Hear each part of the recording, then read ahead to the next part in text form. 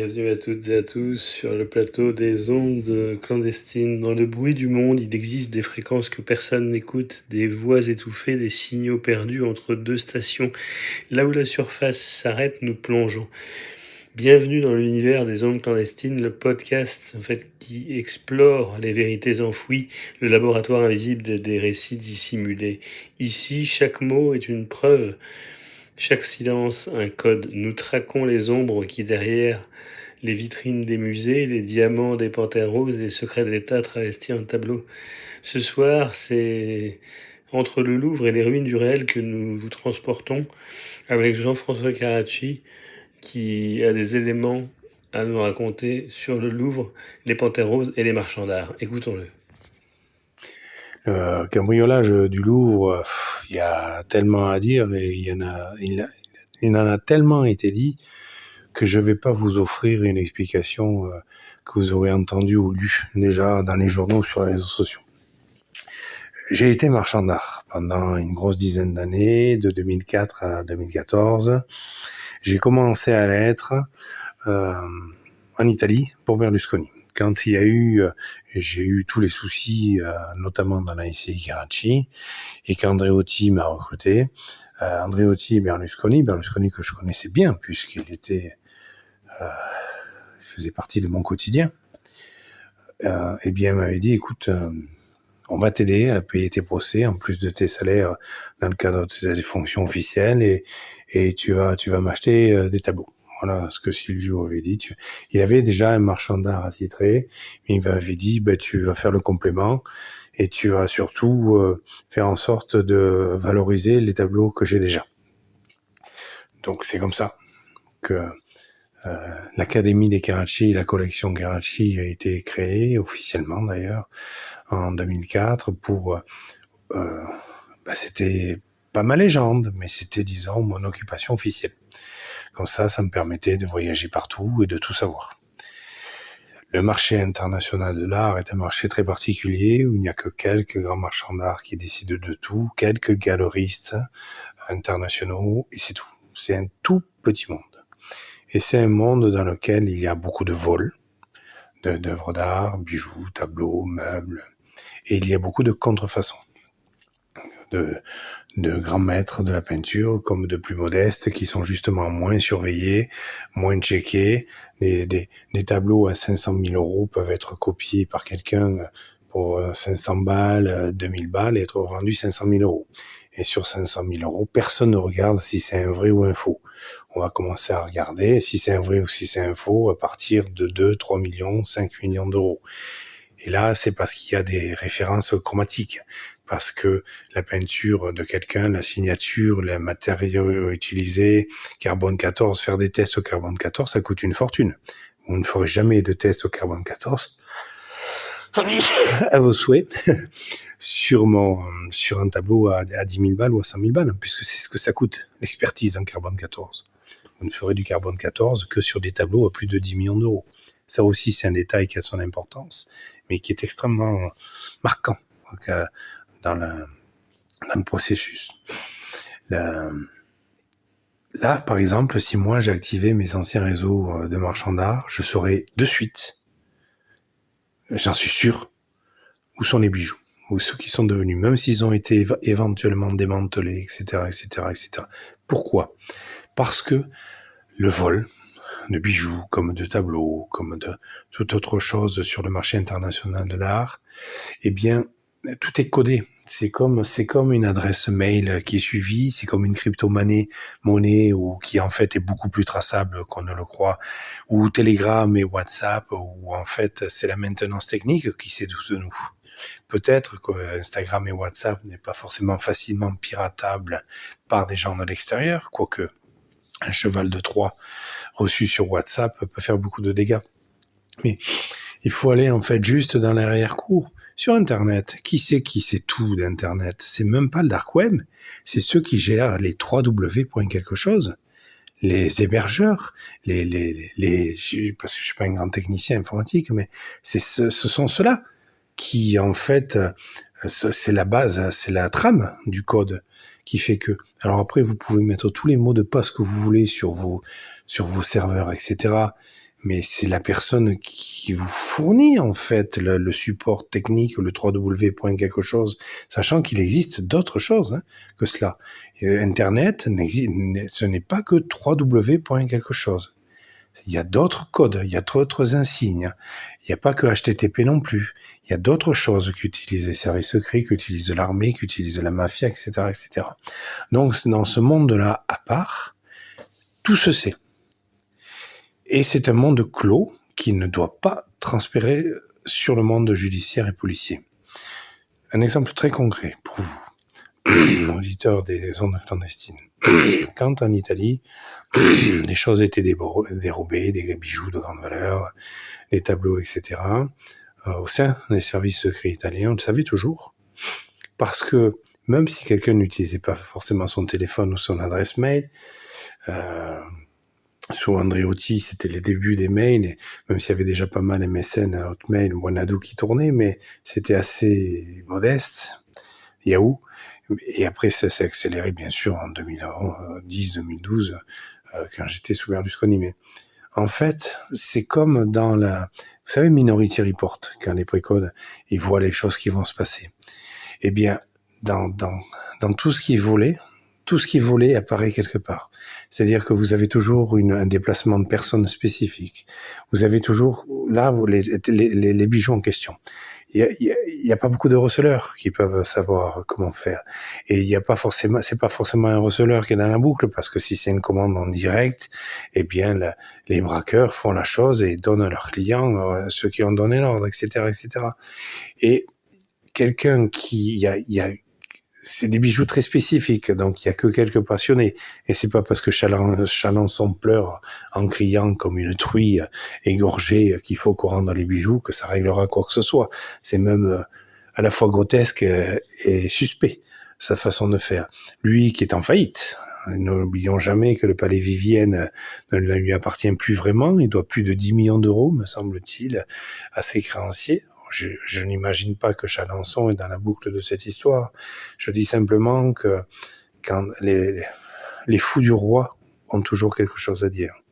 Voilà comment je le résumerai. Donc, dans le marché international de l'art, des œuvres officielles et des œuvres volées et des œuvres contrefaites, tout se sait.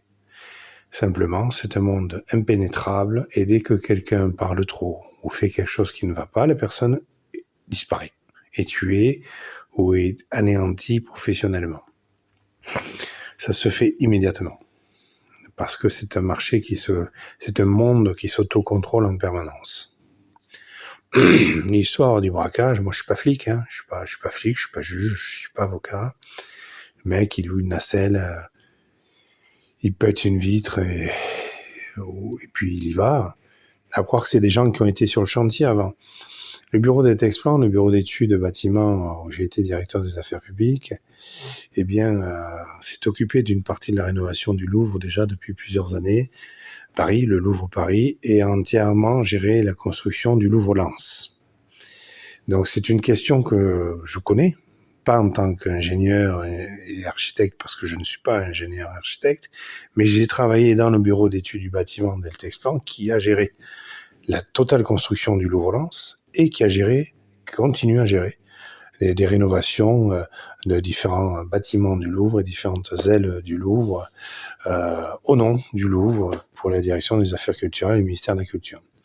Donc moi, ce que je vois, ce sont des gens qui connaissaient le chantier déjà dès le départ et qui ont vu pendant certaines rénovations déjà du Louvre, eh bien, que telle alarme ne marchait pas ou que telle alarme avait tel code qui n'était pas forcément changé, que sur toute une façade, il y a 50 fenêtres, il y a une fenêtre qui ferme moins bien que les autres. Ça, c'est du savoir de chantier. C'est du savoir de gars sur le chantier.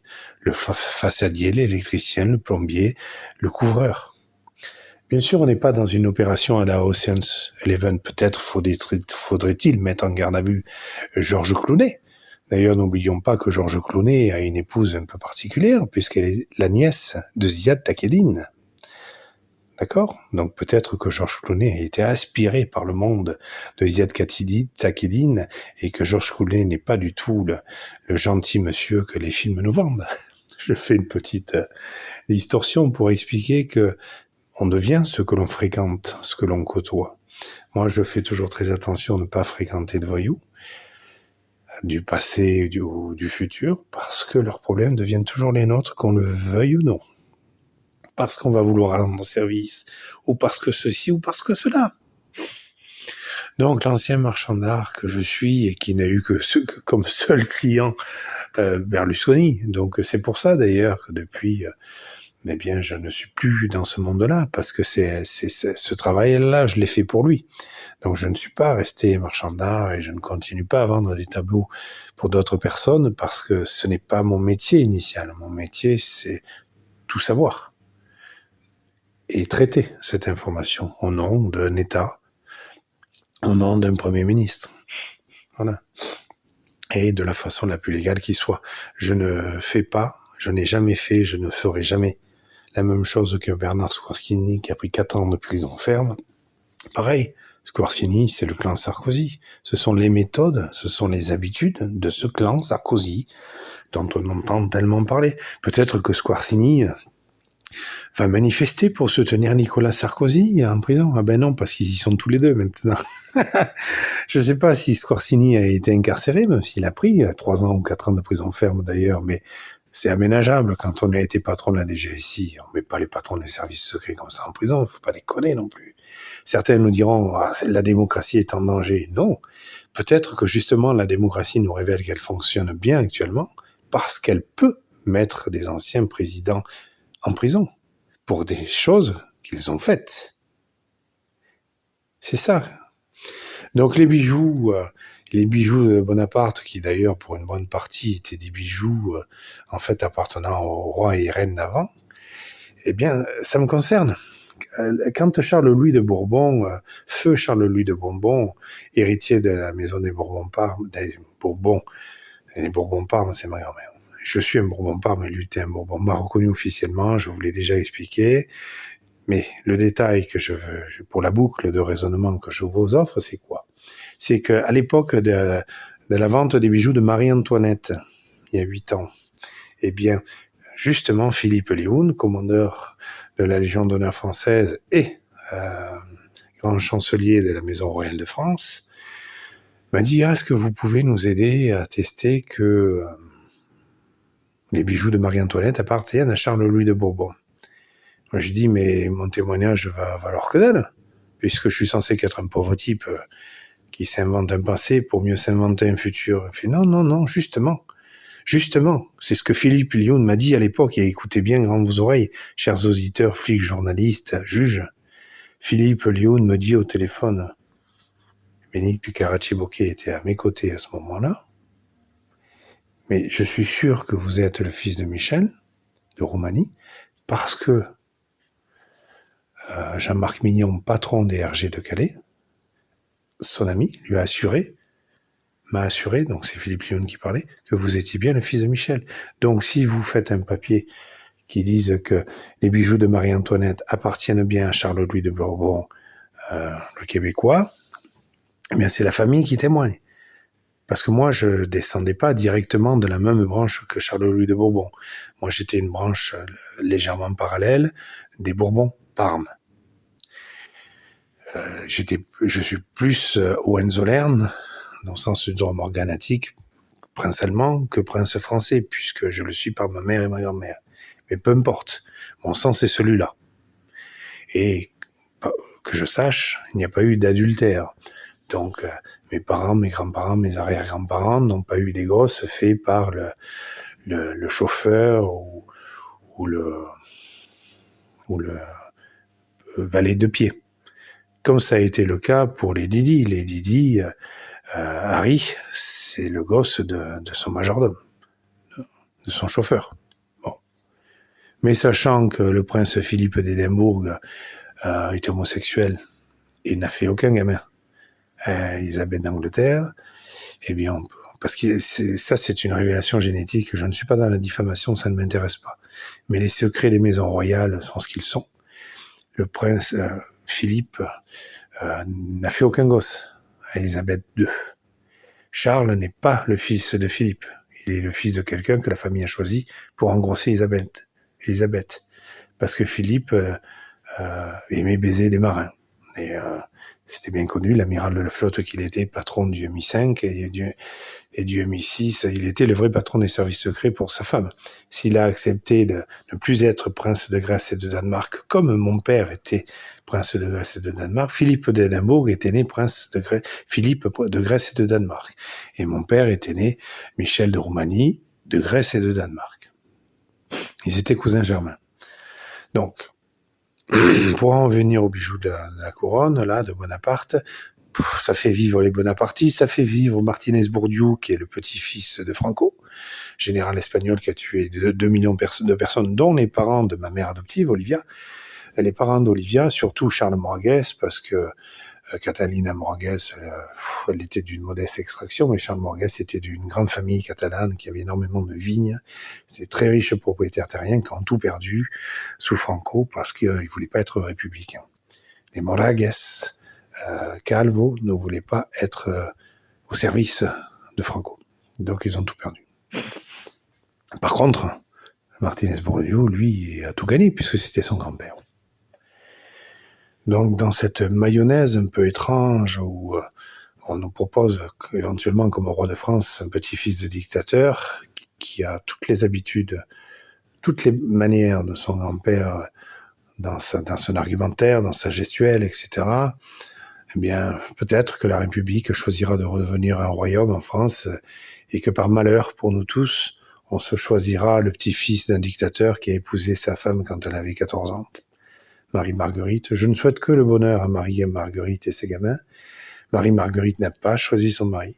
C'est son père qui l'a fait, son père richissime banquier blanchisseur de l'argent des cartels qui s'est choisi ce prince des Bourbons d'Espagne pour faire vivre ses affaires.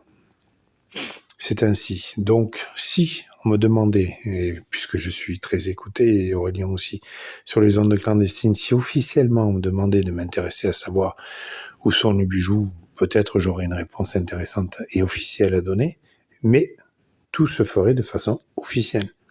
Paraît-il que le Shin Bet, qui est l'un des services secrets israéliens, serait dans la boucle pour savoir où sont les bijoux. Bon, je ne serais pas meilleur que les services secrets israéliens de renseignement. Il y a bien meilleur que moi sur cette terre, et surtout bien plus en fonction.